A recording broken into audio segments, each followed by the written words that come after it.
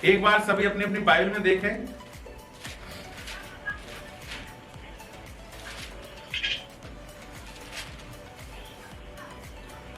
पढ़िए, कोई भाई, एक भाई पढ़िए वचन। वह लहू छिड़का हुआ वस्त्र पहने हुए है और उसका नाम परमेश्वर का वचन है। हम बात कर रहे हैं प्रभु यीशु मसीह के नामों के बारे में। प्रभु यीशु मसीह के नाम क्या क्या हैं प्रकाशित वाक्य में। और जब ये नाम के बारे में हम मनन कर रहे हैं, पवित्र आत्मा हमको नामों को दिखा रहा है। आज से पहले मैंने भी नहीं देखे थे, मैं भी इनके बारे में कोई विचार नहीं कर रहा था, लेकिन आपके साथ साथ परमेश्वर मुझे भी इस ज्ञान को मेरे अंदर भर रहा है। मेरे अंदर परमेश्वर अपने वचन को मेरे हृदय में, मेरी आत्मा में ठूंस रहा है। क्योंकि जब तक हम वचन खाएंगे नहीं, समझेंगे नहीं, हम परमेश्वर की सेवा करने में पिछड़ जाएंगे। तो आज जब ये एक वचन कहता है वह लहू छिड़का हुआ वस्त्र पहने हैं और उसका नाम परमेश्वर का वचन। यीशु का एक नाम क्या है? यहाँ क्या है?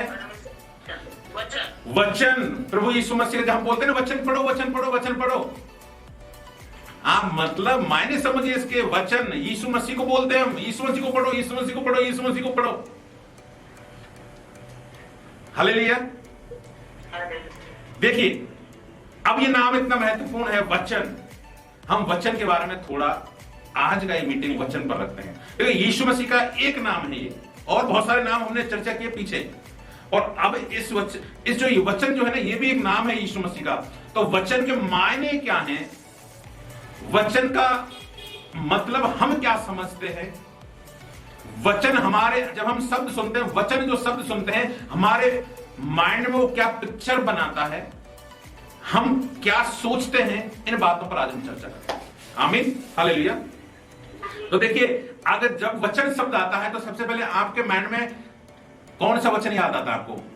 आपको मैं बोलता हूं वचन, तो आपके माइंड में कोई ऐसा वचन है प्रभु का बाइबल में से जिसको आपको तुरंत याद आता है?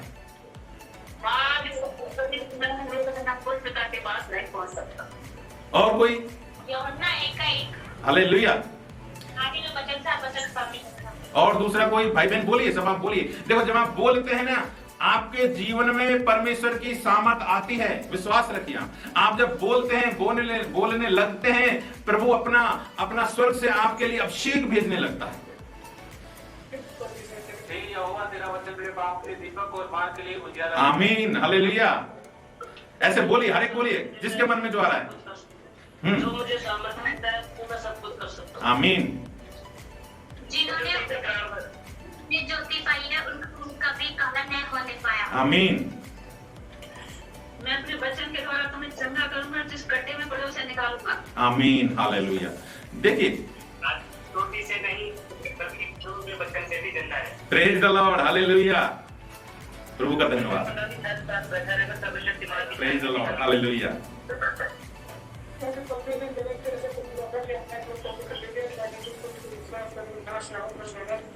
आमीन, आमीन, हालेलुया।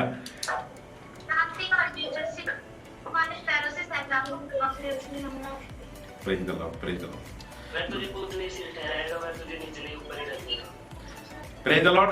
प्रभु आप सबको ब्लेस करेगा और आने वाले समय में आप अद्भुत रीति से वचन के द्वारा सामर्थ पाओगे, अभिषेक पाओगे। ठीक है, अब हम थोड़ा देखते हैं वचन। जहां जो वचन का मायने क्या है, मीनिंग क्या है, वचन का मतलब हम क्या समझते हैं। पहले एक बात दिमाग में रखिए, दिल में रखिए, वचन जो है वो यीशु का नाम है। वचन क्या है? यीशु का नाम है। अब हम यूहन्ना पहला अध्याय का पहला एक वचन पढ़ेंगे, देखेंगे, इसे गहराई को देखेंगे, है ना। हम गहराई में जाएंगे थोड़ा।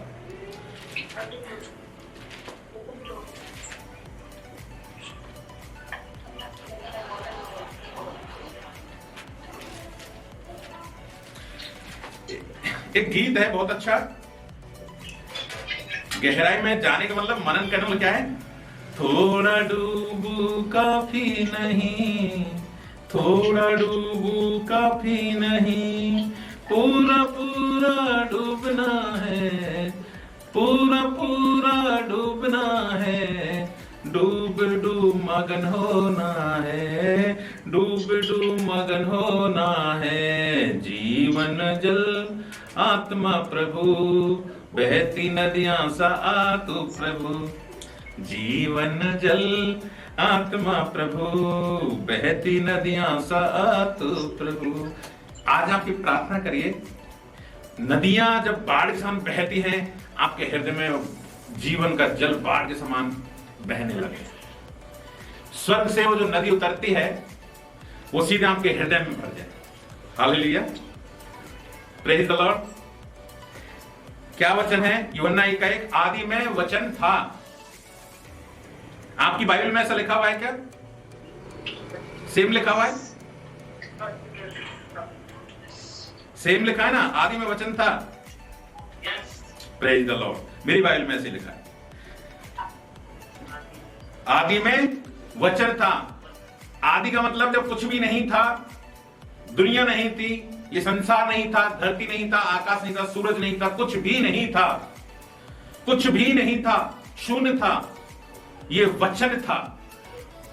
आदि में कौन था? बोलिए, वचन था। और ये वचन किसका नाम है? यीशु का नाम है। हालेलुया। तो आदि में यीशु था, कोई नहीं था जब यीशु था। आगे लिखा है और वचन परमेश्वर के साथ था।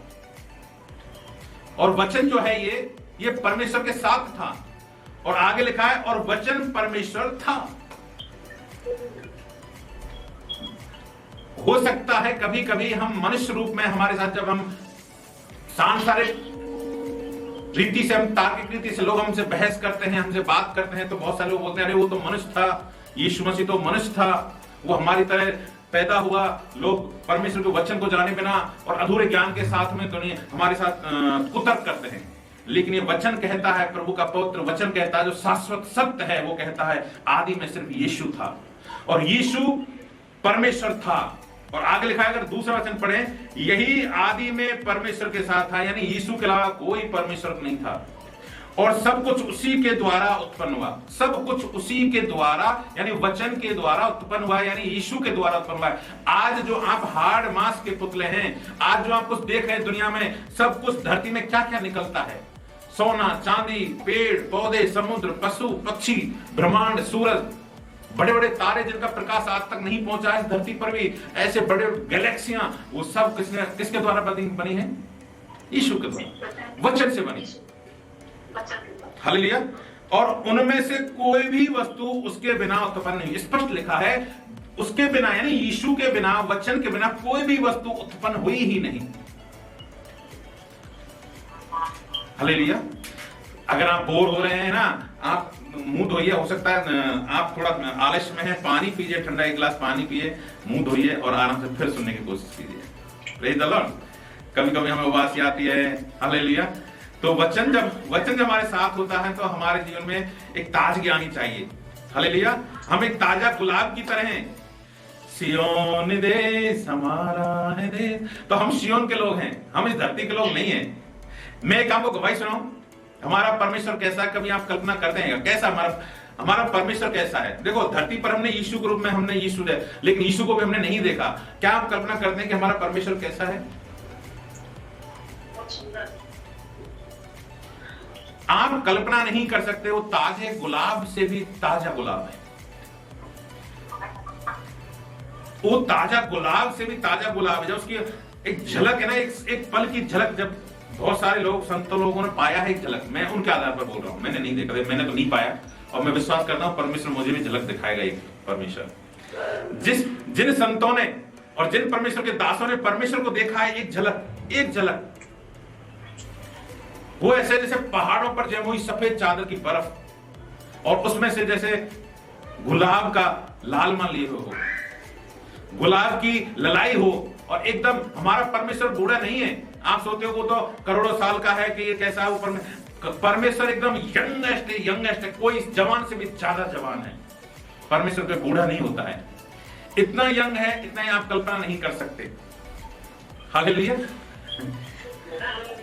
तो परमेश्वर की झलक देखने वालों से मैं महसूस करता, मैंने नहीं देखा, लेकिन जब प्रभु के दासों ने जो झलक देखी है, और जब मैंने उनकी लिखी हुई बातों को पढ़ा और उनके मुंह से सुनी बातों को सुना, तो मैं कल्पना करता हूं मेरा परमेश्वर कितना जवान है। परमेश्वर वचन है। परमेश्वर इतना, आप कल्पना भी नहीं कर सकते। अभी हमारे रीना बहन मुश्किल में थी, तकलीफ में थी, है ना, अभी। और जब मेरी बात की तो पूरा हॉस्पिटल उठा लिया था सिर पर, हालेलुया, पूरे हॉस्पिटल को उठा रखा था सिर पर। और उसकी सासू माँ थी शायद, उनसे मेरी बातचीत हुई तो वो बहुत बुरी तरह चिल्ला रही, लेकिन अभी शांति। कैसा शांति दिया, मैं एक गवाही आपको बोला, एक गवाही छोटी सी सुनाता हूं। एक बार प्रभु के दास दीनाकरण बैंक में नौकरी करते थे, और बैंक में नौकरी करने के बाद जब घर से लौट रहे थे तो उनके पास्टर ने उनको बोला, दीनाकरण एक फैमिली में घर पे जाना, प्रार्थना करना। तो वहां जब ड्यूटी के बाद में प्रार्थना करने गए तो रात हो गई। प्रार्थना करते करते पता नहीं चला, रात को 11 बज गए। और उस समय उनका शहर से थोड़ा दूर गांव था, तो जब कोई बसें, इतने आज से 40 साल 50 साल पहले बस भी नहीं थी, इतनी सुविधाएं नहीं थी, लाइट नहीं थी। तो जब वो घर को लौट रहा था तो लास्ट बस थी, और लास्ट बस में वो 1-2 यात्री थे। तो जिस बस स्टैंड पर उतरा दीनाकरण, डीजे दीनाकरण, वो बस में एक और यात्री उतरा, लेकिन वो चला गया। वो सोचा रहे मैं अकेले रहेगा। डीजे दीना एकदम से डरने लगा, मैं कैसे पहुंचूंगा घर, मतलब ऐसे डर आ गया, चोर डकैत या कोई क्या पता नहीं, भूत जिंद कुछ ऐसा। तो ऐसा उसके मन में डर आ गया, और डर के बाद वो सोचा रात बिल्कुल बस भी गई तो लाइट भी बंद हो गई। तो उसने सोचा वो आदमी मेरे साथ में जो उतरा था वो गया होगा, तो उसके पीछे पीछे भागता हूँ। तो जैसे वो दौड़ने लगा तो पत्थर, वो सड़क बन रहा था, रोड बन रहा था, और रोड जैसे बन रहा था तो वो जैसे ही ठोकर लगी और वो एकदम से धड़ाम से गिरा। लेकिन जब मुंह पर उसका मुंह जब पत्थर से टकराने वाला था, जैसे इसको टकराने वाला था, उसी समय किसी ने उसको पकड़ लिया, और सीधा हुआ। उसने देखा किसने पकड़ा मुझे, उसने इधर देखा, अपने बाईं ओर यीशु मसीह ने हाथ पकड़ा हुआ था। हमारे प्रभु यीशु मसीह, जो बात कर रहे हैं वचन, ये वचन ने उसको पकड़ा हुआ था। और दूसरी तरफ देखा तो दाहिना हाथ स्वर्गदूत ने पकड़ा था। दोनों ने उसको सीधा खड़ा किया, हालेलुया। और स्वर्गदूत और यीशु मसीह दोनों से बात करने लगे। बात करते करते घर कब आ गया पता नहीं चला, और बोला दीनाकरण तेरा घर आ गया, तू जा। और उसको छोड़ गए घर के दरवाजे पे, और दरवाजे पे जैसे छोड़ा तो उसकी सास आई हुई थी, सासू, दीनाकरण की सासू मां आई थी। तो उसने दरवाजा खोला, तो जैसे ही दरवाजा खोला चौंके एकदम। दीनाकरण अपनी सासू के साइड होकर निकल गया। भाई सासू मां तो थोड़ा ये क्यों, पता नहीं क्यों चौंकी। फिर उसकी पत्नी आई, बहन स्टेला, दादी जो हम बोलते हैं जिसको, तो वो आई, तो वो भी चौंक गई ऐसे, ये क्या। तो दीनाकरण को क्या माजरा क्या है, मुझे देखकर चौंक क्यों रहे। हालेलुया। क्या हुआ, तो मुझे क्यों देखकर चौंक रहे। अरे तुम्हारे मुंह से प्रकाश निकल रहा है, लाइट निकल रही है तुम्हारे मुंह से। उसको मालूम नहीं था, उसको खबर नहीं थी, लेकिन जब परमेश्वर के सानिध्य में आया, परमेश्वर उसको टच किया, स्वर्ग ने टच किया, उसके मुंह जैसे मूसा कैसे प्रकाश निकल रहा था, मूसा कैसे लाइट निकल रही थी, ऐसे उसके चेहरे से लाइट निकल रही थी। तो हमारा परमेश्वर लाइट है, ऐसा प्रकाश है, जब हम हमके संपर्क में आते हैं, हम भी, हमारे अंदर से प्रकाश निकलने लगता है। तो जैसा सुंदर हमारा प्रभु यीशु मसीह है, जैसा सुंदर से युवा से युवा भी है, वो कभी बूढ़ा नहीं है, बीमार नहीं, वैसे हम भी नए ताजे गुलाब से भी ताजे फूल की तरह हैं। इसका मैं आपको क्यों सुना रहा हूं, ये मैं आपको सुना क्यों रहा हूं, क्योंकि जब आप सुनते हैं तो आप ग्रहण करते हैं। ये वचन, ये जब अभी मैं जो बोल रहा हूं गवाही, ये वचन बन जाती है। और जब आप इनको ग्रहण करते हैं, आप इन पर विश्वास करते हैं, आप भी वैसे ही बनने लगते हैं। आप भी ताजे गुलाब से भी ताजे युवा बन जाते हैं। आपके अंदर एक सामर्थ आती है, आपके अंदर एक अभिषेक आता है, और जब ये अभिषेक आता है, आप संसार को भी अभिषेक करने लगते हैं, आप संसार आपके द्वारा आशीष पाने लगता है। तो हमारा मकसद सिर्फ ये नहीं है कि हम 10, 20, 30 जो लोग हम एक साथ इस समय हैं, यही तक हमारा मकसद नहीं है। ये जब आपके अंदर जो अभिषेक आ रहा है, सुनने से जो आपके अंदर अभिषेक आ रहा है, अभी इस समय जो आप भर रहे हैं परमेश्वर के वचन से, ये वचन को अपने आप तक कुंड की तरह भरना नहीं है, आप इसको उबलते हुए सोते के समान बनना है। आपको ये ज्ञान नहीं है, ये तो परमेश्वर का अभिषेक है, ये वचन है। और जब वचन आप और ये आगे बढ़ाओगे, ये बढ़ता चली जाएगा, आप खुद एक बहता हुआ सोता बन जाएंगे। आपको अगर बहता हुआ सोता बनना है तो आपको ये चीजें अब तक नहीं रखनी, याद रखिए, ये आगे बढ़ानी है। जैसे मैं आपको बता रहा हूं, मैंने सुना है, पढ़ा है, देखा है, जो भी चीज मैंने ग्रहण करी है प्रभु यीशु मसीह के नाम, वो वचन रूप में, गवाही रूप में मैं अभी आपको बोल रहा हूं। अगर मैं आपको नहीं बोलूंगा तो पानी सड़ जाएगा, वो गवाही कोई काम की नहीं। मैंने जो पढ़ा है वो ज्ञान बन जाएगा, वो संसार का ज्ञान बन जाएगा, बाइबल ज्ञान बन जाएगा, और ज्ञान घमंड उत्पन्न करता है। इसलिए हमें ज्ञान नहीं चाहिए, परमेश्वर का अभिषेक चाहिए।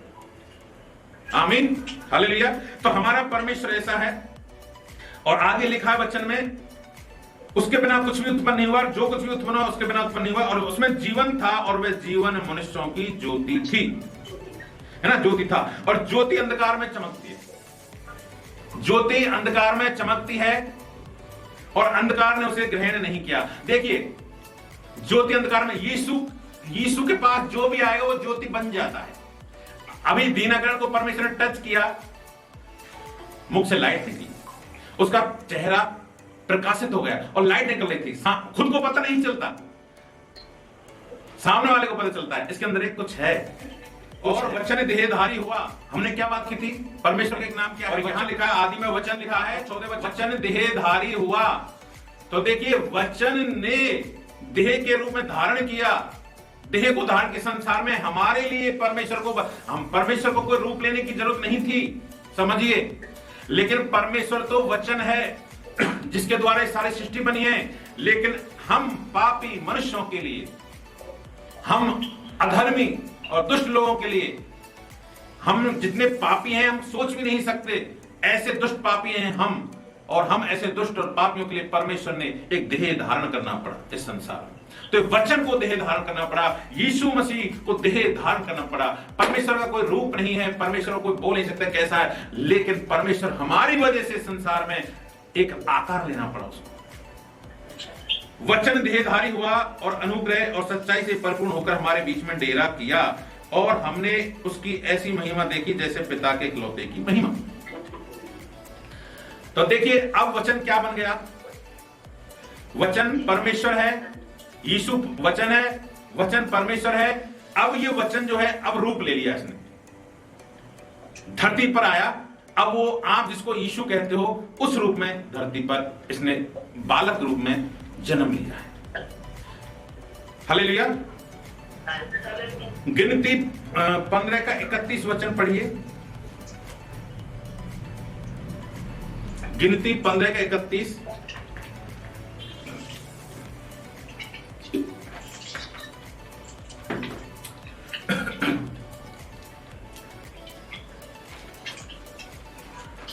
उत्पत्ति, निर्गमन, लय विस्तार, गिनती। उत्पत्ति, निर्गमन, लय विस्तार, गिनती, चौथी पुस्तक आती है नए पुराने नियम में, है ना। अभी आप, हाँ, इसलिए प्राणी निश्चय नष्ट किया जाए, उसका अधर्म उसी के सर पर पड़ेगा। और कोई भाई पढ़िए एक बार। वह जो यहोवा का वचन तुच्छ जानता है और उसकी आज्ञा का टालने वाला है, इसलिए वह इस प्राणी निश्चय नष्ट किया जाए और उसका अधर्म उसी के सिर पर पड़ेगा। देखिए, वचन के मायने क्या हैं, परमेश्वर का महत्व क्या है, ये समझ लीजिए। आप इसको हंसी और मजाक मत समझिए, है ना। वचन में लिखा है, वह जो यहोवा का वचन तुच्छ जानता है।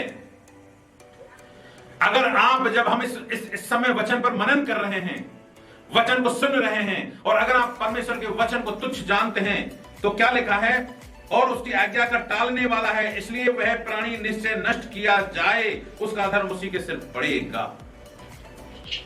अगर आप वचन को देखो, परमेश्वर के वचन को टालते हैं तो, लेकिन देखिए, आप वचन को टालने का मतलब क्या है, वचन को टालने का मतलब क्या है, मैं आपको ये वचन इसलिए दिखा रहा हूं। देखिए, परमेश्वर इतना नीचे आ गया, आपके लिए जमीन पर आ गया, आपके लिए धरती पर आ गया, वरना मुश्किल था, हमारा उद्धार नहीं हो सकता था। अच्छा, एक बात बताइए, मैं आपसे एक प्रश्न पूछता हूं, आर यू रेडी? सब लोग तैयार हैं प्रश्न का उत्तर देने के लिए? उत्तर सबको आता है, मुझे मालूम है, देना कौन चाहेगा वो आपकी मर्जी पर निर्भर है। मुझे एक बात बताइए, आप चींटी की आवाज सुन सकते हैं क्या? चींटियां की जो चींटियां होती है ना, चींटियां धरती पर चलने वाली, उनकी आवाज आपने कभी सुनी है? वो उनके बोलने की, बातचीत करने की आवाज सुनी है क्या आपने कभी? बोलिए। नहीं सुनी कभी या सुनी है?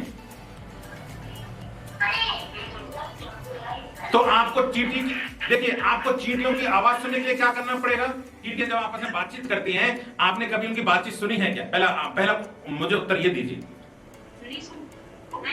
वो क्या बातचीत करते हैं, कभी आपको पता है? नहीं है पता, है ना? अब ये बताइए, अगर आपको चींटियों की बातचीत सुननी है तो आपको क्या करना पड़ेगा? चींटियों की बातचीत सुनने के लिए आपको क्या करना पड़ेगा? कान लगाना पड़ेगा। लगा के देखो। Hallelujah, praise the lord. कान लगाइए, नहीं सुन पाएंगे, नहीं सुनेंगे, नहीं सुन पाएंगे। किसी के पास उत्तर है इसका? चींटियों की बातचीत सुनने के लिए आपको क्या करना पड़ेगा? चींटी बनना पड़ेगा। हालेलुया। ये किसने उत्तर, क्या किसने दिया? मयंक ने दिया क्या? है ना? इसके लिए ताली बजाइए, है ना? मयंक के लिए तालियां बजाइए आप लोग। हालेलुया। भाई चींटियों की बातचीत सुनने के लिए आपको चींटी बनना पड़ेगा। अब यही काम परमेश्वर ने किया, यही काम परमेश्वर ने किया है। अरे हम मनुष्यों को उद्धार नहीं हो सकता था, इसलिए मनुष्य का उद्धार करने के लिए वो मनुष्य बना। समझिए, समझिए। देखो चींटी और मनुष्य का कोई तालमेल है क्या? लेकिन अगर आपको चींटी की बातचीत सुननी पड़े तो चींटी बनना, यानी अपने आप को नीचे बनना पड़ेगा, अपने आप को बिल्कुल जीरो पे लाना पड़ेगा।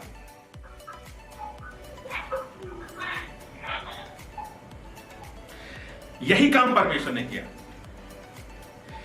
वो एकदम, देखो परमेश्वर क्या है, हमने वचन पढ़ा, सारी सृष्टि का रचयिता है परमेश्वर।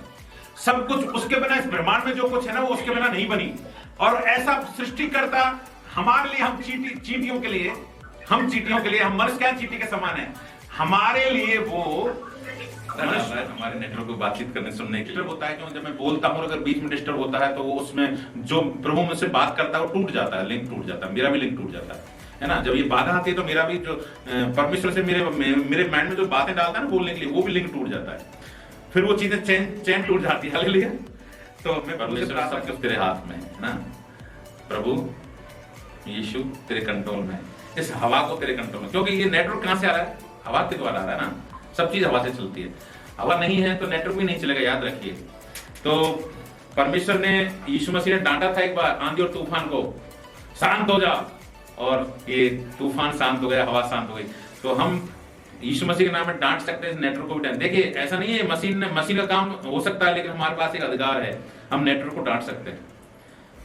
Hallelujah, praise the lord. मैं समझाना चाहता हूं, जो यहोवा का वचन तुच्छ जानता है, तो यानी वचन को तुच्छ जानता है, यानी वचन वाला यीशु मसीह को जो तुच्छ जानता है वो नष्ट किया जाएगा, वो नष्ट किया जाएगा।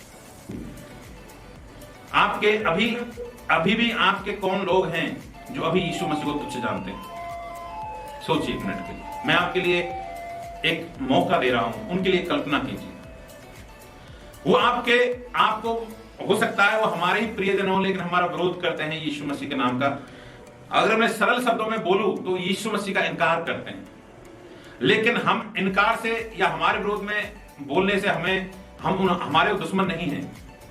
हमें इस बात का बड़ा अफसोस और हमें तकलीफ होना चाहिए कि मेरा जो प्रियजन है, जो यीशु मसीह को तुच्छ जानता है, वो नाश किया जाएगा, नाश किया जाएगा। और ये ऐसा नहीं है कि ये कुछ समय के लिए है, ये अनंतकालीन नाश होगा, अनंतकालीन नाश होगा, उसको फिर कभी मौका नहीं मिलेगा। तो मैं आपसे बोलना चाहता हूं, उनके लिए दिल की गहराई से प्रार्थना करिए। आप कम से कम अपने जो प्रियजन हैं, मेरा कहने का मतलब है आपके माता और पिता हो सकते हैं, आपके भाई हो सकता है, आपका बेटा हो सकता है, आपका पति हो सकता है, या आपकी पत्नी हो सकती है, या आपके बच्चे हो सकते हैं। कम से कम यहां तक तो आप चिंता कीजिए।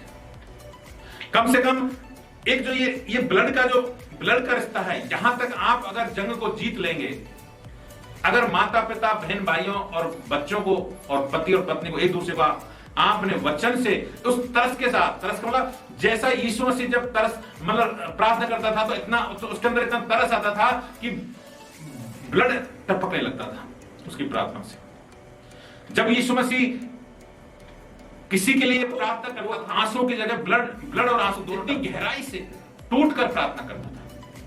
मैं भी कम से कम अपने निकट के लोगों के लिए इतनी गहराई के साथ प्रार्थना करना चाहिए कि परमेश्वर, मैं जानता हूं ये नाश किए जाएंगे क्योंकि वो तुझको नकार रहे हैं, वचन को वो छोटा कर रहे हैं, वचन को नकार रहे हैं, हमारे यीशु मसीह को रिजेक्ट कर रहे हैं, और उसका अंतिम परिणाम क्या है? नाश। तो वचन को तुच्छ जानते हैं वो नाश किए जाएंगे। Praise the lord. देखिए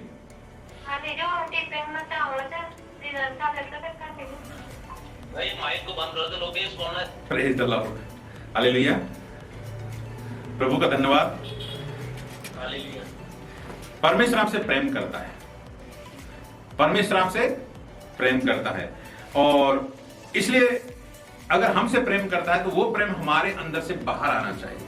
देखिए अभी अगर हम में से कोई दुखी है, तकलीफ में, अभी हमने रीना बहन के लिए प्रार्थना किया, अगर हम उसकी डिलीवरी के दर्द को हम अपनी डिलीवरी के रूप में ना समझें तो हमारे अंदर प्रेम नहीं है।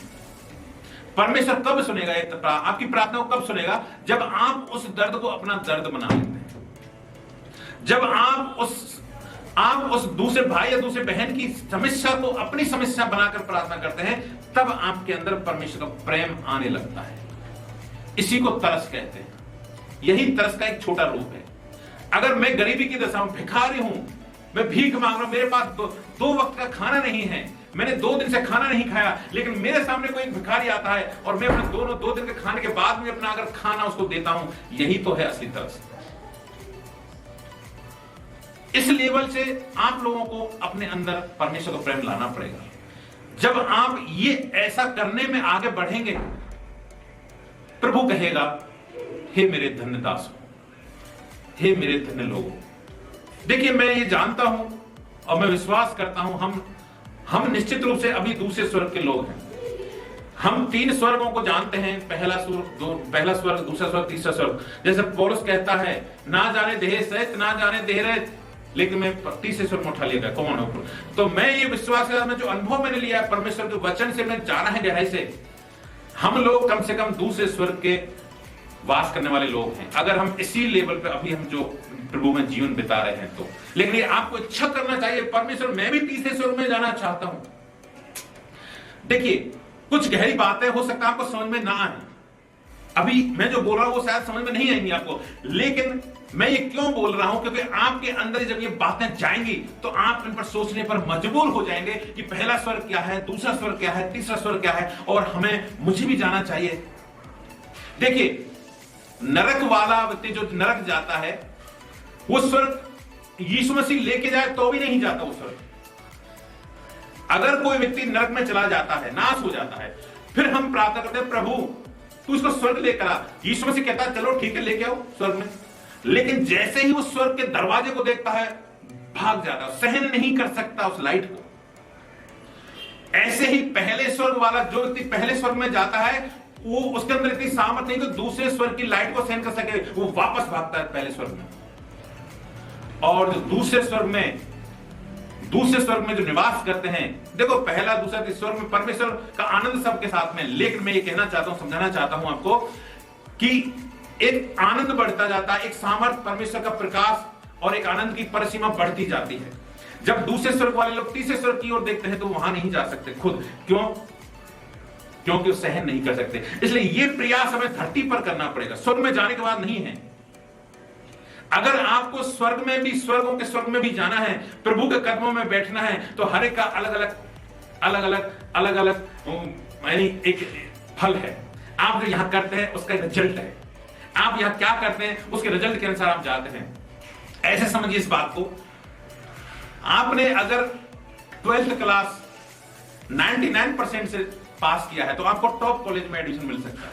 लेकिन अगर आपने पास तो किया है लेकिन आपने यानी 40% से पास किया है, तो आपको जो टॉप कॉलेज है वो नहीं मिलेगा। एडमिशन पास तो हो गए, आप फेल नहीं हैं, पास हो गए लेकिन आपको जो बेस्ट कॉलेज मिलना चाहिए वो नहीं मिलेगा। तो यही सेम हमारे जीवन में विश्वासी, देखिए मैं अविश्वासियों की बात नहीं कर रहा, जो यीशु मसीह को नहीं जानते उनकी बात नहीं कर रहा, मैं आप जो लोग परमेश्वर के प्यासे हैं, प्रभु के भूखे हैं, उनके लिए, मैं आप लोगों के लिए बात कर रहा हूं। आपको आपकी भूख और बढ़ानी पड़ेगी, आपको और प्यास बढ़ानी पड़ेगी। आपके सामने शैतान मुसीबत लाएगा, तकलीफ लाएगा, लेकिन उन तकलीफों से आगे निकलकर आपको प्रभु से प्रेम करना पड़ेगा। मैं आपको एक समय है तो एक छोटी गवाही सुनाता हूं। देखिए, बाहर से लगता है प्रभु के लोग जो आज आप देखते हैं, बड़े बड़े उनके संदेश प्रचार, उनकी बड़ी बड़ी कलीसियां हैं, लेकिन जब एक समय होता है जब वो किस दौर से निकले हैं, कैसे उनकी जब जीवनी आप पढ़ोगे, आप उनके बारे में जानोगे, तो पता चलेगा कि ऐसा भी समय था जब उनके पास में खाने के लिए पैसे नहीं थे, अपने बच्चों को भूखा सुलाना पड़ता है। मैं ऐसा ही एक वाक्य आपको सुनाता हूं, दीनाकरण का एक वाक्य सुनाता हूं मैं आपको। एक बार क्या हुआ, ऐसी प्रार्थना में चले गए और उसके बाद लेट हो गए घर आने पर, और दूसरे दिन त्योहार था, लेकिन वो भूल गया त्योहार है कोई। और जब घर गया तो उस समय उनके बच्चे के पास, जिसको आप आज पौल दीनाकरण बोलते हैं ना, उनके पास कपड़े नहीं थे, जिसको आप टीवी पर देखते हैं कभी कभी पौल दीनाकरण, वो बच्चा छोटा था। और जब वो घर आया रात को 11-12 बजे, तो स्टेला जो उनकी वाइफ थी उसे बोला, गुस्से करके बोली कि ये कोई समय आने का, सेवा भी ठीक है लेकिन परिवार को भी देखना पड़ेगा ना आपको, परमेश्वर ने परिवार भी दिया है। तो फिर ऐसे गुस्से में बोली और वो अपने कमरे में सोने चली गई। थोड़ी देर तो प्रभु के दास ने कुछ सोचा नहीं, लेकिन जब बात नींद लेने लगा तो फिर उसके मन में ख्याल आया कि सही बात है, सेवा भी है लेकिन बच्चों का भी तो कुछ होना चाहिए ख्याल। तो प्रार्थना करने चला गया, और 1-2 घंटे जो प्रार्थना करता था तो आप उनके जीवन के बारे में पढ़े, बोलेगा पता नहीं चलता, 2 घंटे 4 घंटे निकल जाते थे, पता नहीं चलता था प्रार्थना करते करते। जब प्रार्थना करने लगा तो फिर अचानक मतलब तरस से रोने लगा, प्रभु मैं तेरी सेवा करता हूं लेकिन मेरे बच्चों को तो खिला, मेरे बच्चों को तो कुछ, मेरे बच्चों के पास कपड़े नहीं है, मेरे बच्चों के पास खाना नहीं है, और कल त्योहार है, ईस्टर पर्व है, सभी पास्टरों के बच्चे, सभी लोग बच्चे नए कपड़े पहनेंगे, मैं इसको क्या गिफ्ट दूं, मैं इसको क्या दूं प्रभु। ऐसे प्रार्थना करा था, और जैसे ही प्रार्थना करा था, पता नहीं कितना समय निकला, लेकिन फिर एक स्वर्गदूत उसके पास आया और उसके कंधे पर हाथ रखा। स्वर्गदूत ने उसको उठाया कि चल मेरे साथ। स्वर्गदूत उसको दूसरे कमरे में लेकर गया। स्वर्गदूत ने कहा इस कमरे में एक पेटी है। तो दीनाकरण, हाँ मैं जानता हूं, इसमें एक पेटी है, उसमें हमारे सब पुराने कपड़े रहते हैं, फटे टूटे कपड़े उसी में डालते हैं हम, जो भी फट जाते हैं कपड़े, पोंछे के जैसे होते हैं, उन कपड़ों को हम इस पेटी में डाल देते हैं। तो इस पेटी को खोल कि इसमें है क्या, मैं जानता, मुझे पता है इसमें कुछ नहीं, फटे टूटे कपड़े हैं। चलिए खोल तो सही, एक बार खोल तो दे, खोल कर दे। उसने बक्सा उठाया, कुछ नहीं था। क्या देखूं, क्या कपड़ों को थोड़ा, एक कपड़ों को उठा थोड़ा सा, उसने 1-2 जोड़ी कपड़े ऐसे उठा के फेंक दिए कि और उठा। प्रभु का धन्यवाद, प्रेज द लॉर्ड। जब वो कपड़ों के नीचे बहुत सारी एकदम फ्रेश न्यू गड्डियां रखी थी, नोटों, बहुत सारे नोटों के बंडल रखे थे, एकदम फ्रेश कड़क कड़क नोट, और स्वर्गदूत गायब हो गया। जब आप प्रभु के लिए जीते हैं, याद रखिए प्रभु आपसे प्रेम करता है, प्रभु आपसे प्रेम करता है, और वो आपकी हर एक जरूरत को जानता है, हर एक जरूरत को जानता है। आपकी कोई भी बात उसे छुपी हुई नहीं है, लेकिन हमारा धीरज, हमारा पैशन परमेश्वर देखता है, हमारा प्रेम देखता है, और एक समय आता है परमेश्वर हमारी हर एक जरूरतों को पूरा करता है। आज आप किस परिस्थिति से निकल रहे हैं मैं नहीं जानता, आपके माता पिता भी नहीं जानते होंगे, क्योंकि हमारे दिल को कोई नहीं जानता, हमारे दिल में क्या चल रहा है, हम किस पीड़ा से गुजर रहे हैं। लोग हमारे चेहरे को देखकर पढ़ते हैं, लेकिन मसीह लोगों का चेहरा कोई नहीं पढ़ सकता, क्योंकि मसीह लोग अंदर से आंसू निकलते हैं, लेकिन बाहर उनके हृदय चेहरे पर खुशी होती है। याद रखिए, जब बाहर संसार में जाएंगे तो उनका चेहरा हंसता हुआ दिखाई देगा, लेकिन अंदर चेहरे में उनका अंदर जो दिल है उनका रोता है, कभी कभी लोगों के लिए रोता, खुद के लिए रोता। कभी हम देखा, हम कभी मैं कहना चाहता हूं, मसीह लोग खुद की जरूरतों को दरकिनार करके दूसरों के लिए पूर्ति करते हैं। खुद नए कपड़े नहीं पहनते, कुछ दूसरों को पहनाने के लिए दे देते हैं। मसीह लोगों की मैं बात कर रहा हूं, अच्छे मसीह लोग जो प्रभु में विश्वास करते हैं। तो परमेश्वर आपको जानता है, लोग आपको नहीं जानते हैं। मैं विश्वास करता हूं अगर कोई पत्नी विश्वास में है तो पति उसका अंदर की बात को क्या सोच रही है, क्या फीलिंग कर रही है, वो नहीं जानते। अगर पति विश्वास में पत्नी नहीं है तो पत्नी भी नहीं समझ पाएगी उस बात को। अगर बेटा विश्वास में है, माँ बाप नहीं है तो बेटे का मनोदशा नहीं समझ पाएंगे। तो मैं आपसे ये कहना चाहता हूं, आज आप किसी भी परिस्थिति में क्यों ना हो, प्रभु इसी समय आपके साथ है, इसी समय आपके साथ खड़ा है, साथ खड़ा है। विश्वास करें, आपके बाजू में एकदम आप कल्पना नहीं कर सकते। अब जब भी परिस्थिति विकराल रूप लेगी तो आपके कंधे पर हाथ रहेगा, बेटे मैं तेरे साथ, चिंता मत कर। मैं उस यीशु के बारे में आपको बताना चाहता हूं, मैं उस यीशु के बारे में आपको बता रहा हूं, उसके नामों की चर्चा कर रहा हूं। मैं कोई दुनिया के संसार के इतिहास की बात नहीं कर रहा हूं। मैं उस यीशु के बारे में आपसे बोल रहा हूं जो मुझसे प्रेम करता है और आपसे भी उतना ही प्रेम करता है, और हर एक से इतना ही प्रेम करता है, हर एक से इतना ही प्रेम करता है। जब आप उसके प्रेम में बढ़ते हैं, आप उसके लिए प्राण देने को तैयार हो जाते हैं। लेकिन प्रभु का वचन कहता है, मैं ना मरूंगा वरन जीवित रहूंगा और परमेश्वर के कामों का वर्णन करता रहूंगा। जब तक मैं धरती पर हूं, प्रभु की जब तक प्रभु की मर्जी मेरे जीवन से, मुझे कोई नहीं मार सकता, कोई टच नहीं कर सकता, कोई छू नहीं सकता मुझे। मैं प्रभु का धन्यवाद देता हूं। देखिए, यीशु इतना अद्भुत है कि मैं सिर्फ एक सेंटेंस कहना चाहता हूं आपको। ये एक यीशु नाम से पूरी बाइबल यीशु नाम का मतलब है। ये बाइबल जो कुछ है ना, यीशु नाम से हम जब आगे बढ़ेंगे, यीशु नाम के द्वारा ये पूरी बाइबल खत्म हो जाएगी, दूसरा कोई जरूरत ही नहीं है। हर चीज एक एक वचन पूरा कंप्लीट हो जाएगा। यीशु नाम पर ही ये पूरा निर्भर करती है बाइबल। यीशु नाम के अलावा कुछ भी नहीं है, लेकिन यीशु नाम को हमको ढूंढना पड़ेगा इसमें। जैसे अभी, और ये प्रभु की दया के लिए मैं धन्यवाद देता हूं, आपके लिए प्रभु का करुणा के लिए धन्यवाद देता हूं, जो हम इस समय प्रभु में सीख रहे हैं। ये प्रभु की करुणा है, प्रभु का तरस है, परमेश्वर का प्रेम है, जो ये वचन की गहराई हमको बता रहा है, सिखा रहा है। वरना हम तो इस धरती पर चींटियों के समान थे, और परमेश्वर हमारे लिए चींटी जैसा बन गया। क्योंकि चींटी की बात चींटी समझ सकता है तो मनुष्य की बात मनुष्य समझ सकता है। इसलिए परमेश्वर को मनुष्य बनना पड़ा कि वो हमारी बात समझ सके, हमारे दिल में क्या बीतती है वो समझ सके। प्रभु यीशु मसीह हम किस तकलीफ में गुजरते हैं, हमारे दिल पर क्या कैसे रोता है हमारा हृदय, वो मनुष्य बनकर ही परमेश्वर समझ सकता था। इसलिए प्रभु को मनुष्य बनना पड़ा। मैं प्रभु का धन्यवाद देता हूं। परमेश्वर के इस प्रेम को हम लगातार जारी रखेंगे, लगातार जारी रखेंगे। और ये प्रभु, और मैं ऐसा प्रभु से प्रार्थना, प्रभु जब ये हम वचन खत्म करें प्रकाश, प्रभु तू हमको उठा लेना। तेरा अंतिम समय, जब ये अंतिम समय में चल रही दुनिया, ये परमेश्वर तू हमें सुधी लेना, जैसे प्रभु के दास लोगों ने प्रार्थना किया।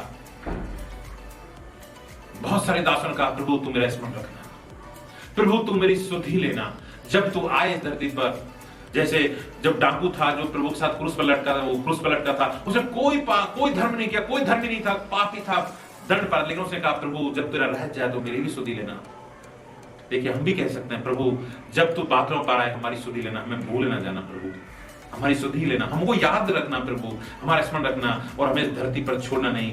क्योंकि अगर हम प्रभु हमारी सुधी नहीं लेगा तो हम नाश हो जाएंगे, हमारा अनंतकालीन नाश हो जाएगा। इसलिए हमें लगातार प्रभु में हमें बढ़ना है, प्रभु से प्रेम करना है। प्रभु से प्रेम से बढ़कर कुछ भी नहीं है। प्रभु के लिए जीवन देने से बढ़कर संसार में कुछ भी नहीं है। हमें सारे संसार की दौलत मिल जाए, सारे संसार का अधिकार मिल जाए तो हम कुछ भी फायदा नहीं, क्योंकि हम नाश हो जाएंगे और अनंतकालीन नरक में जाएंगे। लेकिन अगर इस धरती पर हमें कुछ भी प्राप्त नहीं होता, खाने को भी नहीं होता, कपड़े पहनने के लिए नहीं होता, लोग हमें गाली देते हैं, लोग हमें सताते हैं, तकलीफ देते हैं, लोग हमें बुरा बोलते हैं, लेकिन हमें परमेश्वर का प्रेम है, हमारे अंदर प्रभु का सुधी रखता है हमारी प्रभु, तो हम अनंतकालीन परमेश्वर के प्रेम में, प्रभु के आनंद में बने रहेंगे।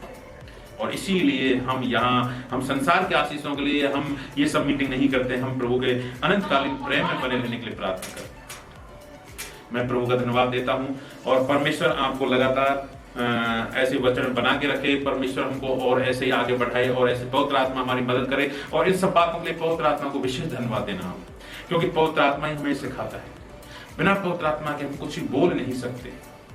इसलिए पवित्र आत्मा को स्पेशल आप धन्यवाद देना। पवित्र आत्मा तू हमें ऐसे सिखाता रहे जब तक यीशु मसीह ना आए, हमें ऐसी अपनी करुणा में बनाए रखे परमेश्वर जब तक तू ना आए। Praise the lord. मैं आज का वचन यहीं समाप्त करना चाहता हूं। अगली मीटिंग में फिर हम आगे बढ़ेंगे। Praise the Lord.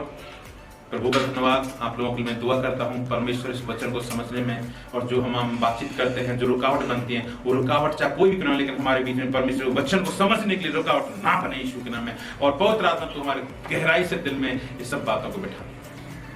प्रभु जी तेरा धन्यवाद आज के वचन के लिए, आज के पवित्र वचन को आपने हमारे हृदय में डालने के लिए और इसको समझने के लिए जो मदद किया, उसके लिए तेरा कोट धन्यवाद कर। पवित्र आत्मा और हमारा प्रभु यीशु मसीह के और ज्यादा प्रेम को हमारे अंदर प्रकट कर। प्रभु यीशु मसीह के प्रेम से हमको भर दे पवित्र आत्मा। हमारे ऊपर तेरा और ज्यादा अभिषेक आए परमेश्वर। पवित्र आत्मा और ज्यादा आपके अभिषेक से भर जाए पवित्र आत्मा। प्लीज पवित्र आत्मा यीशु मसीह के नाम से हमारी विनती को सुन ले, और हमारे जीवन हमारी प्रार्थना के द्वारा और ज्यादा चिन्ह और चमत्कार होने लगे। और हम धन्यवाद देते हैं पवित्र आत्मा, रीना बहन के लिए भी तूने एक जो प्रार्थना किया था कि परमेश्वर तू उसके लिए एक स्वर्गदूत भेज डिलीवरी कराने के लिए। परमेश्वर में विश्वास करता हूं परमेश्वर तूने एक स्वर्गदूत भेजा रीना बहन की डिलीवरी कराने के लिए। मैं प्रभु यीशु मसीह तेरा दास कोट धन्यवाद देता, हम मिलकर तेरा कोट धन्यवाद देते हैं। थैंक यू प्रभु। और जो इस समय परमेश्वर जो मीटिंग में है